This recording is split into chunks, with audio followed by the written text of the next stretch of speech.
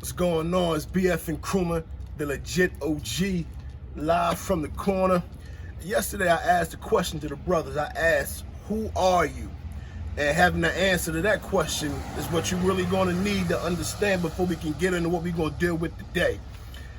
What I want to talk to y'all about today is forget what the streets say.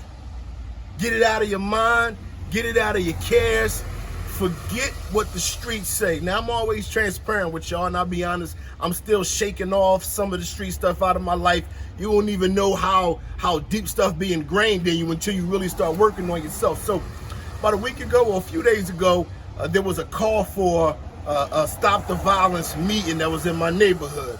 And found out it was thrown by some dudes that I used to go to war with back in the day. When I talk about going to war and beef, I ain't talking about no social media. I'm talking about dudes died, dudes got shot, dudes got life in prison. I'm talking about real war. But since I'm all about stopping the violence and it's in my hood, I can't not show up.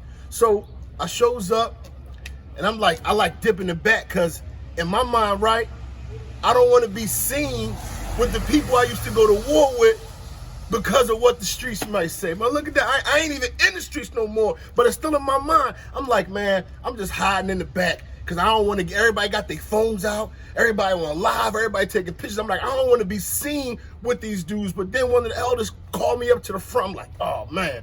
So now I'm standing there and I gotta be there now next to the elder, next to them.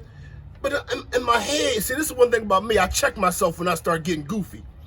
I'm like, man, how can I be trying to teach these young brothers to get all of the street stuff out of their mind, and I'm still rocking with the same street type mentality?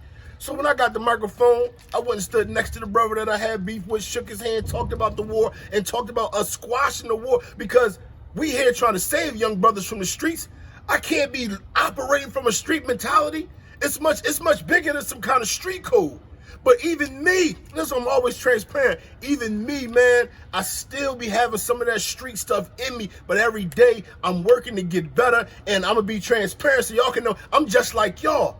I deal with some of the same things y'all do. I deal with some of the same mindsets. I had some of the same code. I thought the same way y'all did, but we can break this thing, brothers. You gotta forget what the streets say. The streets is always gonna talk. The streets is always going to say something negative. The streets is always going to be saying some things that try to make somebody look bad, because that's what the streets do. But we can't live our lives on that, because as long as you keep living worrying about what the streets going to say, you're going to keep doing things that ain't beneficial for your life. And that's why we be in so many wars. And we be afraid to squash these wars because what the streets going to say. The streets gonna call you a sucker. The streets gonna call you a nut. Damn, I can't do that. I remember when I first left the streets, right? I moved to South Carolina. I got a building, and I opened up a cheesesteak restaurant. It actually was always my dream. I always wanted to leave the streets to open up a cheesesteak restaurant. I moved down there, and you know what the street said? I was scared of the war, so I left. I'm like, I've been warned out here for 10 years. Well, all of a sudden, I'm scared. Now, I left because it was a dream of mine. I left because I was trying to clean this dirty money and get out of the streets and live happily ever after. But if you let the streets tell it, I was scared. And if I would allow the streets to dictate my actions, I mean, I got to come back and act crazy and risk my life because of what the streets said. We can't operate like that no more, brothers. You cannot be focused on what the streets say, because they're going to have you acting all kind of crazy and have your life messed up in all different kind of ways.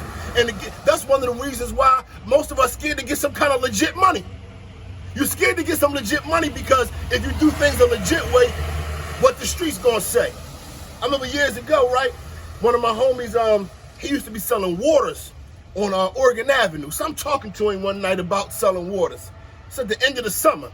So he showed me his receipt from BJ's. He had spent over $15,000 on waters. 24 waters in the pack is $6 a pack. That's over $2,500. He made over $60,000 in one summer selling waters. So you know what I did as soon as it got hot? Ice cold. Ice cold. Listen, I'm a hustler. I'm going to get this money.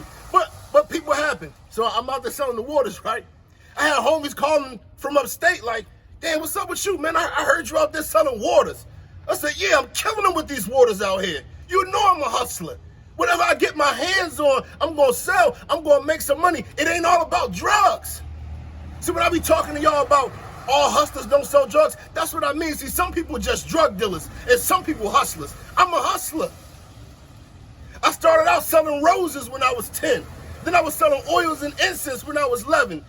Then my uncle put me on the fake watches on Canal Street. I started selling fake watches at 13. Then sadly, I got introduced to the drugs and I sold that, but I've always been a hustler. What I do now, I'm an author. I write books. I sell books. I'm always going to be a hustler, no matter what the streets say.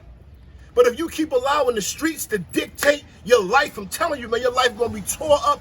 In fact, most of y'all lives are already miserable. You already know it. You already see the pain that you go through. You already see the pain that your family go through. You see the pain that your children go through. You done washed and buried your homies.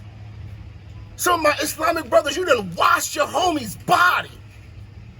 All because y'all was worried about what the streets say. No more, brothers. The streets ain't got to dictate your mind. They ain't got to dictate your actions. From now on, we focusing on what's going to make our lives best. And whatever the streets say, the streets just say. But on the other side of the coin, especially to y'all who ain't even really into the street stuff like that, to y'all who really ain't never shot no guns or ain't never sold no drugs or did none of that old gangster shit, stop being the street talkers. Because a lot of times it be people who ain't never put no work in that's talking about, oh, so-and-so's a bitch. Oh, so-and-so's a sucker. Who you? What stripes you got out here? Not that I glorify any of that or not that I condone it, but it be women out here. Oh, he a sucker. Who you shot at? Now think about that, brothers. You out here riding, broad day shootouts and all of that, trying to impress or hold up an image to somebody who ain't even got the same type heart as you. Come on, man. Thomas Sankara said, a warrior without political education is a thug. And that's what we become. We become thugs. Trying to stick to some code that ain't going to help you. But brothers, I'm telling you, it's time for us to change. It's BF and Nkrumah, the legit OG. Let's build.